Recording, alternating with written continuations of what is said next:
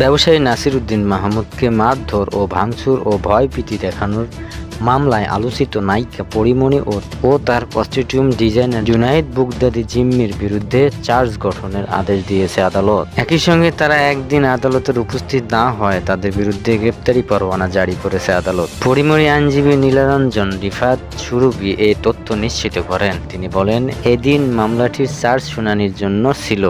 অসুস্থ থাকায় পরিমণি আদালতে হাজির হতে পারেনি। অপর আসামি জিম্মির পক্ষেও সময় আবেদন করা হয়। আদালত সময় আবেদন নামঞ্জুর করেন। তাদের বিরুদ্ধে চার্জ গঠনের আদেশ দেন। গ্রেফতারি পরোয়ানাও জারি করেন। গত বছরে 18 মার্চ ব্যবসায়ী নাসিরের করা এই মামলার তদন্ত কর্মকর্তা পুলিশ ব্যুরো অব ইনভেস্টিগেশনের ঢাকা জেলার পরিদর্শক মোহাম্মদ মনির হোসেন ঢাকা চিফ জুনিয়র রিট ম্যাজিস্ট্রেট আদালতের পরিমণি তার কস্টিউম ডিজাইনার জুনায়েদ বুগদাদি জিমির বিরুদ্ধে প্রতিবেদন দাখিল করেন। পরিমণি ও জিমির বিরুদ্ধে মারধর ও ভয়ভীতি দেখানো অভিযোগ সত্যতা পাওয়া গেছে বলে প্রতিবেদনে উল্লেখ করা হয়। এরপর গত 18 এপ্রিল ঢাকার senior judicial magistrate M Saiful ইসলামের আদালতে দুই আসামিকে 5 জুন আদালতে হাজির হতে সমন জারি করেন। মামলার এজাহারে বলা হয়, পরিমণি ও তার এজাহার সঙ্গী অ্যালকোহল সেবী। সুযোগ বুঝে তারা বিভিন্ন নামি দামি ক্লাবে ঢুকে অ্যালকোহল পান করেন এবং পার্সেল নিয়ে মূল্য পরিশোধ করেন না। পরিমণি তার পরিচিত পুলিশ কর্মকর্তাকে দিয়ে মিথ্যা মামলা করে হয়রানির ভয় দেখান। এজাহারে আরও বলা হয়, 2021 সালের 9 রাত 12টার পর আসামিরা সাভারের বোট ক্লাবে ঢুকে দ্বিতীয় তলায় ওয়াশরুমের ব্যবহার করেন। পরে তারা ক্লাবের ভেতরে বসে অ্যালকোহল পান করেন। বাদী এবং আসামির মধ্যে বাদ অনুবাদের এক পর্যায়ে পরিমণি বাদীর দিকে একটি সার্ভিং গ্লাস ছুঁড়ে মারেন এবং হাতে থাকা মোবাইল ফোনটি ছুঁড়ে মারেন। এতে নাসির উদ্দিনের মাথায় ও বুকে আঘাত প্রাপ্ত হন। এদিকে পরিমণির মাথার উপর মাদকের মামলাও ঝুলছে এবং 2021 সালে 5 আগস্ট র্যাব বাদী হয়ে বনানী থানার মামলাটি করেন। তার আগের দিন বনানীর বাসা থেকে নায়িকা বিপুল মদ ও মাদকাসক্ত সহ আটক করেন র্যাব। পরের দিন হয় মামলা।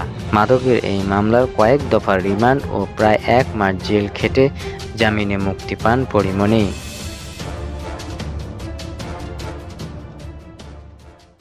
জাতীয়করণের দাবিতে স্বতন্ত্র ইবতেদায়ী মাদ্রাসা শিক্ষকদের বিক্ষোভ সমাবেশে লাঠিপেটা ও কাদালেন গ্যাসের সেল নিক্ষেপ ও জল কামান ব্যবহার করেছে পুলিশ। আজ রোববার দুপুরে 1টার দিকে রাজধানীর শাহবাগ মোড়ে এ ঘটনা ঘটে। এতে কয়েকজন মাদ্রাসা শিক্ষক আহত হয়েছেন। জানা যায়, বাংলাদেশ মাদ্রাসা বোর্ড থেকে রেজিস্ট্রেশনপ্রাপ্ত স্বতন্ত্র ইবতেদায়ী মাদ্রাসাগুলোকে প্রাথমিক বিদ্যালয়ের ন্যায় জাতীয়করণের দাবিতে বিক্ষোভ করছিলেন মাদ্রাসা শিক্ষকরা। দুপুরে তারা প্রধান উপদেষ্টার কার্যালয়ে স্মারকলিপি দিতে জাতীয় জাদুঘরের সামনে দেওয়া পুলিশের ব্যারিকেড ভেঙে সামনে আগাতে চাইলে তাদের লাঠিপেটা ও কাদালেন গ্যাসের সেল নিক্ষেপ ও জলকামান ব্যবহার করে ছত্রভঙ্গ করে দেয় পুলিশ। এ সময় হতাহত শিক্ষকদের রিকশায় তুলে ঢাকা মেডিকেল কলেজ হাসপাতালের দিকে নিয়ে যান সহকর্মীরা। অন্যদের চারুকলা অনুষদের সামনে অবস্থান করতে বিভিন্ন স্লোগান দিতে দেখা গেছে।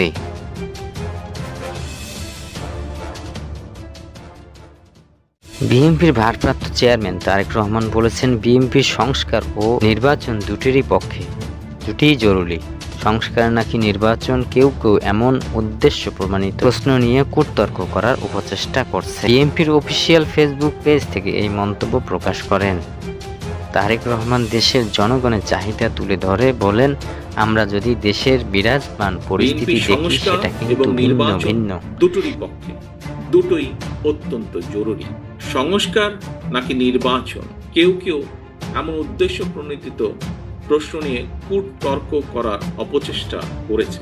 আমরা যদি দেশের বিরাজমান পরিস্থিতি দেখি, তাহলে কিন্তু সেটি ভিন্ন। দেশের কোটি কোটি পরিবারের কাছে এই মুহূর্তে নির্বাচন এবং সংস্কারের চেয়েও গুরুত্বপূর্ণ হচ্ছে সংসার পরিচালনা করা। একদিকে দ্রব্যমূল্যের ঊর্ধ্বগতি, অপরদিকে জনগণের উপরে চাপিয়ে দেওয়া ভ্যাটের বোঝা। ফলে দেশের কৃষক, শ্রমিক, দিনমজুর, স্বল্প আয়ের, এমনকি নিম্ন মধ্যবিত্ত পরিবারগুলোর কাছেও সংসার টেকানোই অনেক ক্ষেত্রে দায় হয়ে পড়েছে। অনেক পরিবারে চলছে নীরব হাহাকার।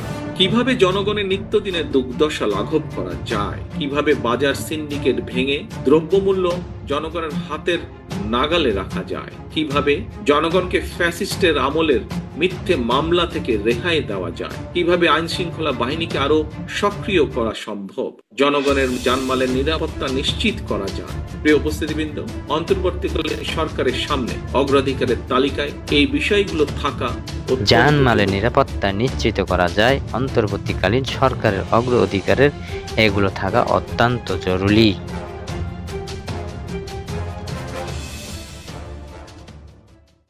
সাবেক প্রধানমন্ত্রী শেখ হাসিনার মেয়ে সাইমা ওয়াজেদ পুতুলের বিরুদ্ধে কানাডার নাগরিকত্বের প্রমাণ মিলেছে দুদকের দুর্নীতি দমন কমিশন দুদকের।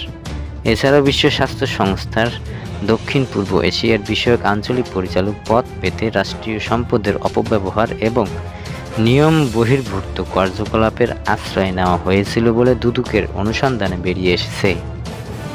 এক বিবৃতিতে দুদক জানায়, যৌক্তিক কারণ ছাড়াই সাইমা ওয়াজেদ পুতুলকে বিভিন্ন রাষ্ট্রীয় সফরের সঙ্গী করা হয়েছে। তার ক্ষেত্রে প্রার্থীর যোগ্যতা হিসেবে দেওয়া তথ্যাদি যথাযথ ছিল না। এছাড়া পুতুল পাসপোর্টধারী কানাডার নাগরিক ছিলেন বলেও তথ্য পাওয়া গেছে। পুতুল পারিবারিক রাজনৈতিক প্রভাবের অপব্যবহার করে দুর্নীতির মাধ্যমে বেআইনিভাবে ঢাকা পূর্বাঞ্চল নতুন শহরের আবাসিক প্রকল্প এর ডিপ্লোম্যাটিক জোনের 10 কাঠা প্লট আয়ত্ত করেন। এরই মধ্যে তার অন্যান্যদের বিরুদ্ধে দুর্নীতির মামলা হয়েছে। বিবৃতিতে দুদক আরও জানায়, এছাড়া পুতুল সূচনা ফাউন্ডেশন নামের একটি প্রতিষ্ঠান খুলে বিভিন্ন সামাজিক ব্যবসায়ী প্রতিষ্ঠান থেকে জোরপূর্বক উপকৌতুক আদায় ও অর্থ আত্মসাৎ করেছে। স্বাস্থ্য ও পরিবার কল্যাণ মন্ত্রণালয়ের স্বাস্থ্য বিভাগের আওতায় স্ট্যাটিস্টিক সেলকে ব্যবহার করে ভুয়া প্রকল্প দেখিয়ে রাষ্ট্রের বিপুল অর্থ লুফে নিয়ে নিজে লাভবান হয়েছেন। তিনি জাতীয় রাজস্ব বোর্ডের এনবিআর ওপর অবৈধ প্রভাব বিস্তার করে ফাউন্ডেশনের নামে প্রাপ্য অর্থ করমুক্ত করিয়ে নেন। এতে সরকারের বিপুল অর্থের ক্ষতি হয়েছে।